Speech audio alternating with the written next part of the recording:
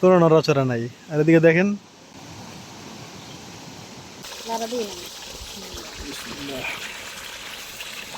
মশলা ভালো মতো কষাইছি।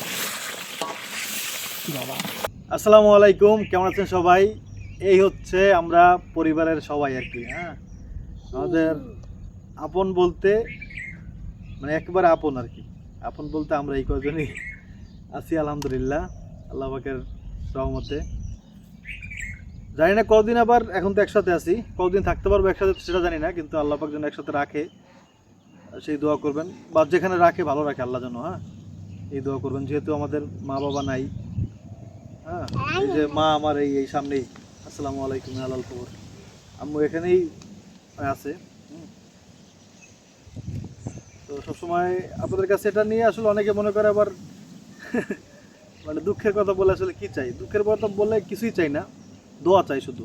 হ্যাঁ, যেন মা বাবা সারা যেন আমাদেরকে আল্লাহ বিপদ আপদ থেকে মুক্ত রাখে। এমনি এতিমদের জন্য আল্লাহ পাকের স্পেশাল একটা রহমত থাকে, কারণ নবীজি এতিম ছিলেন। হ্যাঁ, তো সেই হিসেবে আপনারাও মানে যারা এতিম আছে তাদেরকে মানে কিছু পারেন না পারেন তাদেরকে, তাদের জন্য দোয়া করবেন, আল্লাহ যেন তাদেরকে দুনিয়াতে যদি তারা একা, তারা যেন ভালো থাকে। আপনারাও দোয়া করেন, আপনার জন্য দোয়া করে আল্লাহ আপনাদের ভালো রাখুক। আর আজকে হচ্ছে একটু মানে ভালো মন্দ রান্নাও করবো ইনশাআল্লাহ। কারণ আজকে আমরা সবাই একসাথে, সেজন্য যাক দোয়া করবেন হ্যাঁ আমাদের জন্য। এই দেখেন, এটা হচ্ছে চামচটা তুই লঙ্কা খাইছি তো, চামচ কই বাবা, দেখো তো চামচটা কই গেল। হচ্ছে একেবারে অরিজিনাল দুধ, দেখেন দুধের কারণে দুধটা রেখে দিছি, টক দই হয়ে গেছে। এটা দই না, এটা একটা ছানার পর্যায়ে হয়েছে, পানিটা আলাদা হয়ে গেছে, দেখেন পানি আছে ভিতরে। দেখাবো যে চামচটা রাখলাম কই, এই যে দেখেন।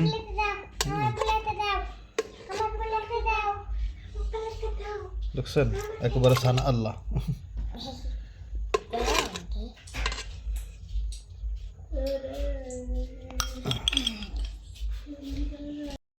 এই দেখেন, এই দইটা হয়ে গেছে একবার ছানার মতো। ধরেন বিসমিল্লাহ, একটু কেটে দেখাই। এই দেখেন, মনে হবে কি ছানার মিষ্টি। এটা আপনি মুখে দিলে বুঝবেন। জাস্ট মুখে মনে হইতেছে আমি ছানা মুখে দিছি। এই দেখেন,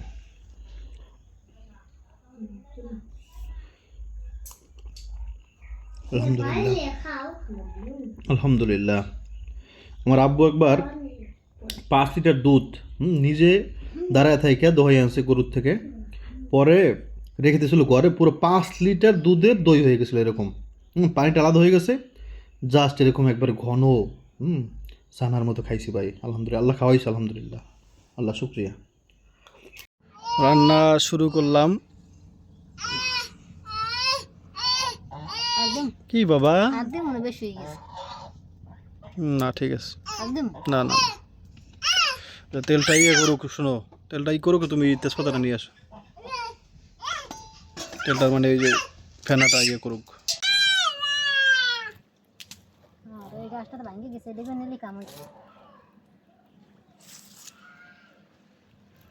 ডাল ভাঙে গেছে, বন্যায় ভাঙছে, সমস্যা নেই, ওটাই তো ভালো। দাও ধুয়ে দাও।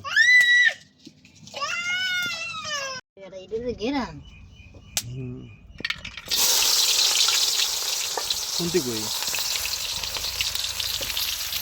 এখন কত হলো, এখন ফেনা উঠলো কি লেগে, মানে কেন উঠলো ফেনা?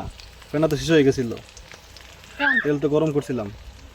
হ্যাঁ আমি জানি না, আমি তো গরম করে দিলাম। এই তো কি করবো, শুকনো মরিচ নিয়ে গোটা পরে। ও বাবা কি হয়েছে, ফেনাও তো কমতেছে না। বাবা দিলে না কেন? আদা রসুন জিরা বাটা সব একসাথে দিয়ে দিলাম।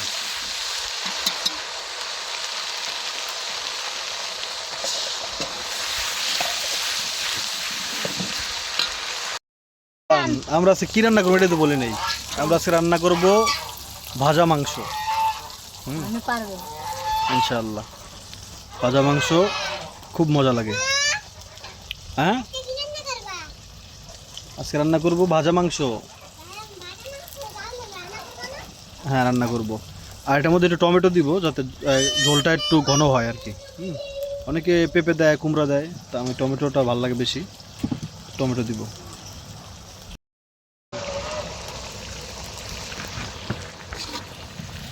শুকনো মরিচ দিবেন?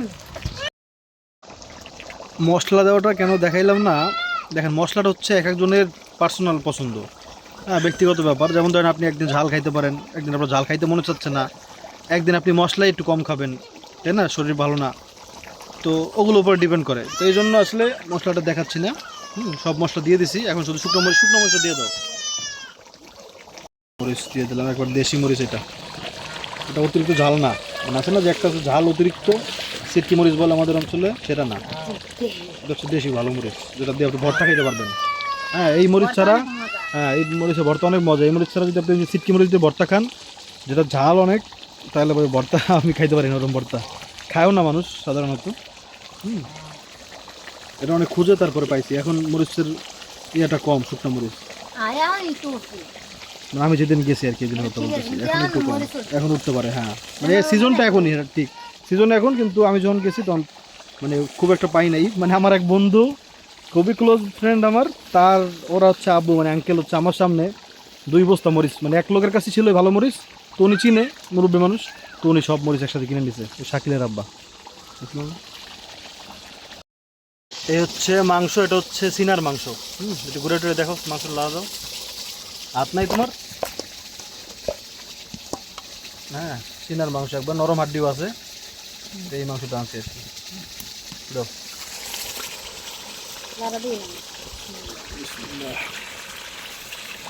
মশলা ভালো মতো কষাইছি। বাবা,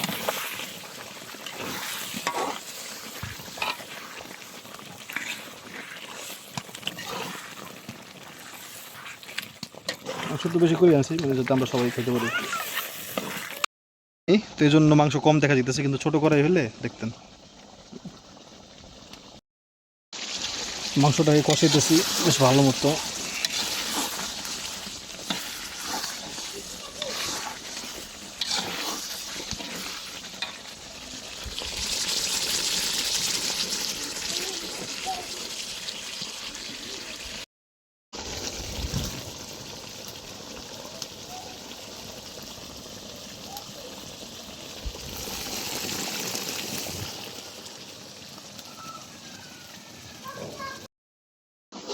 এই যে ভাজা ভাজা করতেছি আর কি।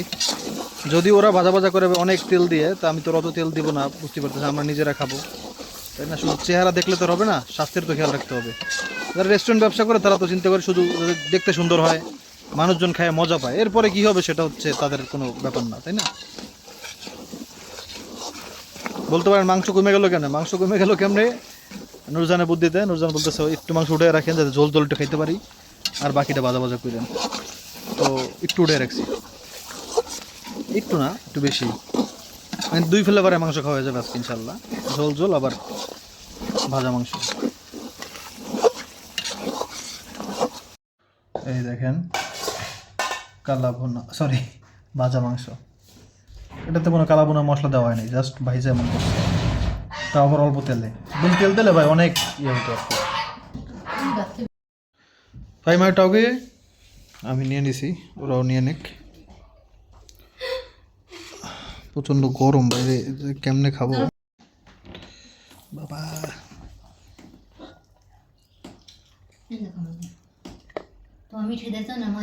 যেরকম চাইছি সেরকমই হয়েছে, কিন্তু কথা হচ্ছে গরম প্রচন্ড। মাত্র উঠেলাম তো, ভাতও গরম, সেগুলো একটু গরম গরম খাইতেই মজা, ঠান্ডা হইলে আর টেস্ট থাকে না। এই যে মহিমা নিছে, ফাইমাও নিছে। জোরলাস না, কিন্তু আবার জল খায় না। দেখ, আর এটা লেকে রাখেন না, তাহলে ইয়ে হয়ে যাবে তো। লেবু দেন না? লেবু তো সামনে গেছে, লো। বিসমিল্লাহি ওয়া বারাকাতুল্লাহ।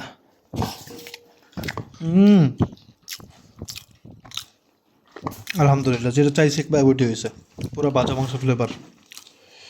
কাগজি লেবু নিয়ে নিই, সুগন্ধি লেবু, এটা সুগন্ধি লেবু বলে। এটা ধরবো তো গরম, কেমনে ধরবো বাবা, পারবো না, পরে ধরি।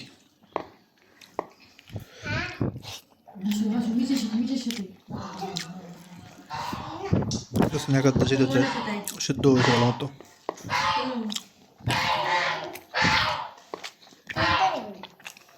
কেমন আছে ভাইমা? ভাইমা কেমন আছে?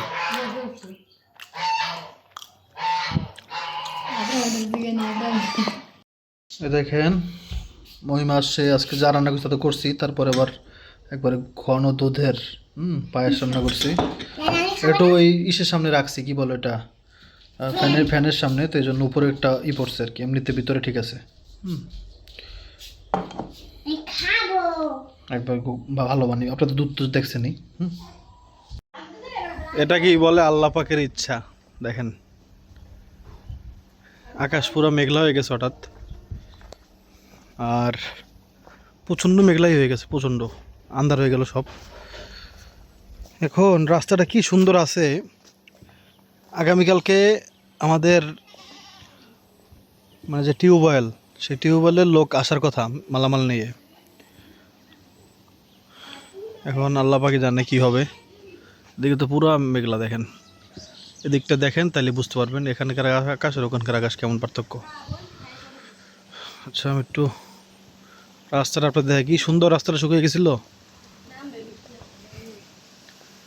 সেই রাস্তা যদি এখন আবার কাদা হইলে ভাই, কাদার মধ্যেই হচ্ছে ওই ট্রলি বা উল্কা এগুলো চলাফেরা করা শুরু করে, যার জন্য আল্লাহ বাতাসও তো হইতেছে জোরে। বাতাস হইলে সমস্যা নেই, বাতাস হলে তো ভালো, বাতাসে মেঘ আল্লাহ পাক ইচ্ছায় উড়ে নিয়ে যাবে। দেখেন এদিকে দেখেন, এদিকে দেখেন। আসসালামু আলাইকুম আল্লাহ আল্লাহ এরম লাগবে, মানে এই সাইড পুরো অন্ধকার। দেখেন এদিকে তাকায় দেন কেমন লাগলো হঠাৎ আমার বাড়ির দিকে, এদিকে আল্লাহ জানে। আসসালামু আলাইকুম আল্লাহ কবর। দেখেন কি বড় পরিমাণ জাল দিয়েছি, সেই জালও যদি মানুষ দেখে ছুটেছে নি কেউ, না এখনো ছোটায় নাই। দেখাই রাস্তাটার অবস্থা, রাস্তাটা কি সুন্দর আছে রে ভাই এখন। যাক আল্লাহ পাক যেটা করে আলহামদুলিল্লাহ। বাতাসও ঠান্ডা আসতেছে। মোটামুটি আল্লাহর মধ্যে বৃষ্টি হওয়ার আশঙ্কা অনেক বেশি। দেখেন কি সুন্দর রাস্তা, শুকনা। এরকম রাস্তা তো আপনারা ইদানিং দেখেন নাই, সেই রাস্তাটা এখন কি হবে আল্লাহ জানে। এদিকে তো আকাশটা পরিষ্কার, ওই সাইডটা, এই সাইড পুরো মেঘলা ভাই আকাশ। ঠান্ডা বাতাস আসতেছে, ভালো ঠান্ডা বাতাস আসতেছে। এই বাতাসটা না আমি এনজয় করি সবসময়, আমার ভালো লাগে। কি সুন্দর ঠান্ডা বাতাস, সুবহানাল্লাহ। তবে আল্লাহ পাকের ইচ্ছা কি আমি জানি না। দেখেন মেঘ কিন্তু এদিকে আইসা অবশ্য এই পর্যন্ত।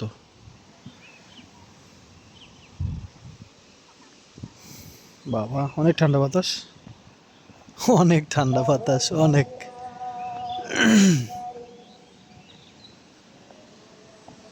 দেখেন আসরের সময় আমি ওই দিক থেকে আসলাম না, অন্ধকারের কারণে উল্টা দিকে তো সূর্য, সূর্য তো ওই সাইডে তাই না, তো এদিকে পরিষ্কার দেখানোর কথা, কিন্তু এখন ওদিকে অন্ধকার বলে এখন এদিকে এই সাইড থেকে দেখেন পরিষ্কার দেখা যাচ্ছে। হ্যাঁ যখন আমি ওদিক থেকে আসলাম দেখছেন না, বাড়ির ভিতর থেকে একবার কেমন অন্ধকার লাগলো, কিন্তু উল্টা হয়ে গেল আর কি। ওরে শান্তির বাতাস, সুবহানাল্লাহ ভাই, এই বাতাসটা এত শান্তির, আল্লাহ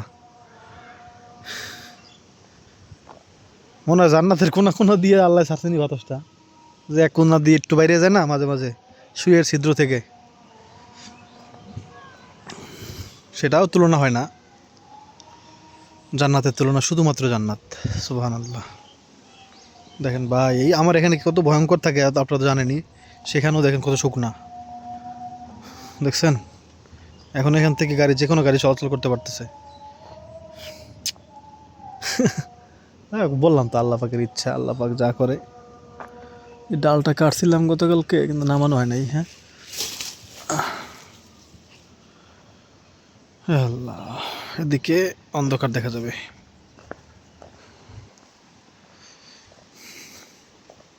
আমি একটু ওদিকে চাই, যে বাতাসটা খাই আসি একটু ভালো মতো। বাবা রে বাবা, কি করলাম, নিজের গায়ে নিজে মারলাম।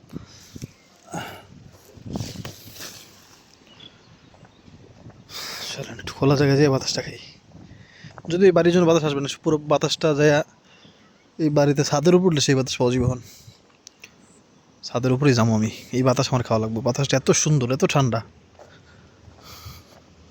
বিসমিল্লাহ বললে ছাদে উঠে যাবো।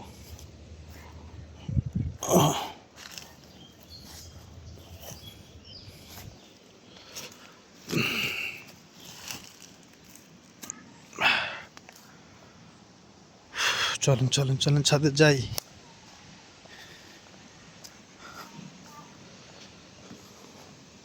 ওই বাড়িতে দেখেন খালি ঝুমঝুম করতেছে, দেখছেন পাতা নড়ে কেমনে। যদিও অন্ধকার লাগতেছে, বললাম না উল্টা দিকে এখন ইয়ে হইতেছে।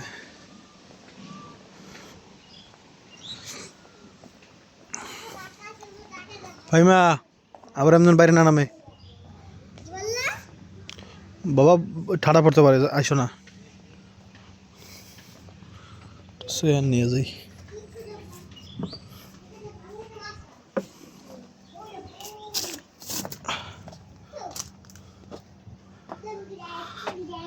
আচ্ছা, আমাদের বাসার কোনাকাঞ্চি চিনেন বা জানেন কোন জায়গা থেকে কি আছে, এরকম কেউ থাকলে একটু কমেন্ট করেন তো।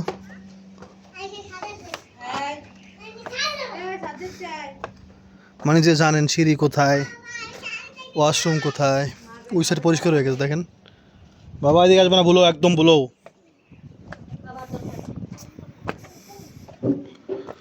এরকম কে কে আছেন?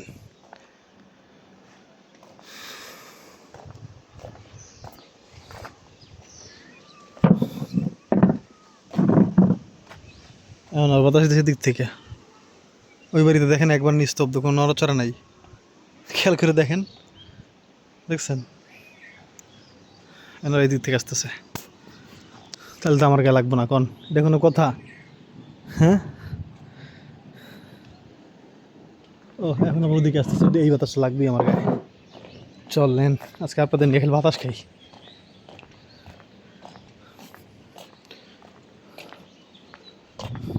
ও রে, আলহামদুলিল্লাহ আলহামদুলিল্লাহ, এই যে বাড়িতে, আমার বাড়িতে বাতাস এসে পড়ছে, দেখছেন ধানগুলো ঝনঝন করতেছে।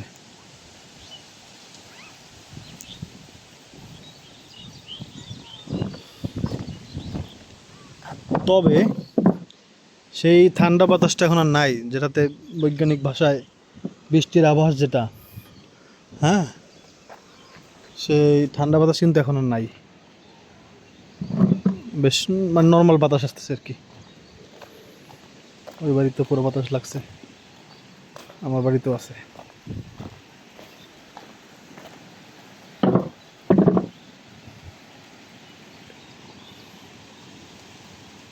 দুঃখজনক হলেও সত্য যে আমার বাতাস একটু লাগতেছে না, দেখেন এই গাছে একটা পাতা নড়তেছে না, দেখেন। আল্লাহ, এদিকে দেখেন কোনো নড়াচড়া নাই, আর এদিকে দেখেন, মানে এখন যদি আমি ওই জায়গাটা যাইতাম তাইলে বাতাস পাইতাম। প্রতিদিন বিকালে এখন আবার আমাদের একটা কাজ হইলো, আরে আরে আরে আরে আল্লাহ আল্লাহ আল্লাহ, দিছি চামড়া জুতাটা রে পানির মধ্যে পড়া দিয়ে। কাজটা হচ্ছে, হ্যাঁ আমাদের ওই হাঁস, যে পাতি হাঁস বা চীনা হাঁস, সেই হাঁস হচ্ছে বাড়িতে আসতে চায় না। হ্যাঁ, এটা সম্ভব না।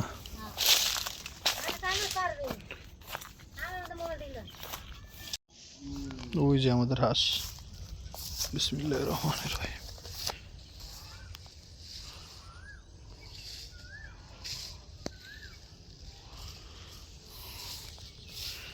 এটা হচ্ছে ছোট একটা খাল, যেখানে মাছ চাষ করে না এখন আপাতত কেউ, কিন্তু করা যায় আর কি।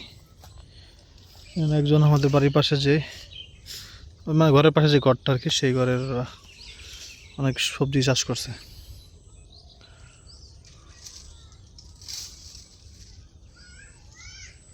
পুঁই শাক, কলমি শাক, কলমি শাকটা খুব সুন্দর হয়েছে দেখেন।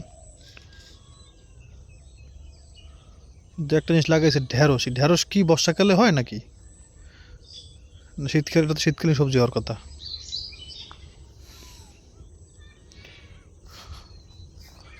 হ্যাঁ এদিকে আইতেছে আবার, এদিকে যাই দি। হাস হাস, ওরে আশের বাচ্চা দাঁড়া।